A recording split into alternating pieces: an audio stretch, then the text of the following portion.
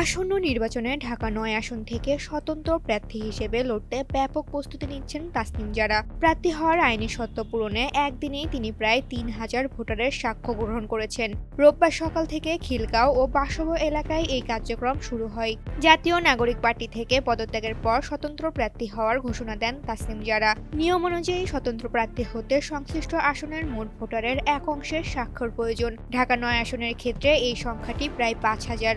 রোববার রাত ৯:৩০টায় নিজের ফেসবুক পেজে এক পোস্টে তাসনিম জারা জানান, দিনভর ভোটারদের ব্যাপক সাড়া পাওয়া গেছে। ইতিমধ্যে প্রায় ৩,০০০ স্বাক্ষর গ্রহণ হয়েছে। এই কার্যক্রমে স্বেচ্ছাসেবকদের ভূমিকা ও সাধারণ মানুষের স্বতঃস্ফূর্ত অংশগ্রহণকে তিনি কৃতজ্ঞতার সাথে স্মরণ করেন। স্বাক্ষর গ্রহণের জন্য খিলগাঁও তালতলা ন্যাশনাল আইডিয়াল কলেজের বিপরীত পাশে এবং বাসাবো বালুরমাঠ এলাকায় বিশেষ বুথ স্থাপন করা হয়েছে। যথাযথ প্রক্রিয়া মেনে ভোটারদের নাম, ঠিকানা ও আইডি নাম্বার সংগ্রহের জন্য তিনি সমর্থকদের বিশেষ নির্দেশনা দিয়েছেন। জামায়াতে ইসলামীর সাথে এনসিপি নির্বাচনী সমঝোতার প্রতিবাদে দল থেকে পদত্যাগ করে স্বতন্ত্রভাবে লড়াই করার সিদ্ধান্ত নেন তিনি। বাকি স্বাক্ষরগুলো দ্রুত সময়ের মধ্যে সংগ্রহ করে তিনি মনোনয়নপত্র জমা দেবেন বলে আশা করা হচ্ছে।